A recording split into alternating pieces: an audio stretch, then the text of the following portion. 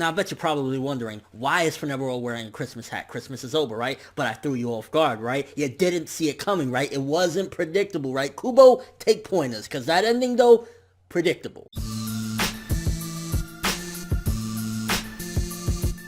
Now, with this week's chapter of Bleach, there was a couple things to say about it. For starters, Yoruichi's little bro, I give you props. You look like you could throw down. The character looks pretty dope, but it was a kind of simplistic chapter to a certain degree. Like, you know, he was going in. We were seeing a little bit of banter back and forth between him and Yoruichi. Ichigo's back up. Funny as shit that he got flattened, but he's back up pretty quick or whatever. But the thing about this chapter that threw me off was the ending. And it didn't throw me off in an unpredictable manner. In fact, it was the polar opposite. It was predictable as motherfucker. I think like 99.9% of you guys in the comment section on my last review said exactly what was going to happen. He was going to get up and absorb everything, and now he's a monster. And that was honestly the only problematic aspect of this chapter, because aside from that, it was a decent chapter. You know, Yoruichi going in the beginning of the chapter, telling Orihime to do whatever she can, even though she can't do much besides go, Kurosaki-kun! But yeah, chapter was decent, and Yoruichi's brother, again, like going in and stuff like that, and I like seeing the little back and forth between their relationship, Kubo kind of adding in wherever he can some comedy and stuff like that, so it was a fine chapter.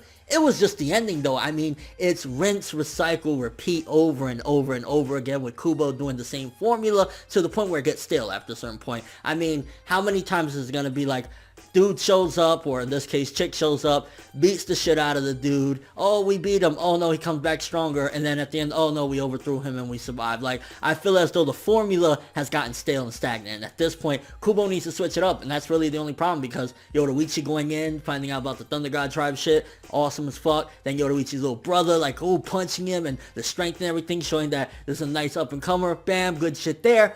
But Askin at the end is like, how many times are we going to see the same thing? Like, we thought we defeated him. Oh, no, he got stronger. Oh, no, we defeated him in the end. Blah, blah, blah, blah, blah. I thought the joke was funny as fuck, kind of playing on everything that the fandom was going through, as far as Yushido basically looking like a girl, but being a boy, and Askin saying, hey, little lady, and stuff like that. He's like, I'm a boy. Like, that was totally like, hey, fandom, I know what y'all were thinking, and I understand. But yeah, I mean, chapter was cool overall. Ending was very predictable, but that's not to say that it's, you know, horrible or whatever, but I definitely would like for Kubo to switch it up, and that's really all I had to say about the chapter. It was cool, alright, decent, whatever. The fight is progressing, and it seems as though it's going to be a nice, strong battle, but I just really want it to not be the same thing, not be like, oh my gosh, you know, Asking has all this, and now they're gonna, like, as a matter of fact, one of the big things as well is, have Ichigo be some sort of, like, centric parts of this fight at this point, because I understand, yeah, you got, you know, the two brother and sister or whatever, stuff like that, but Ichigo hasn't done much in a while. And then when we do see him, he's flattened like a pancake and, you know, getting back up like,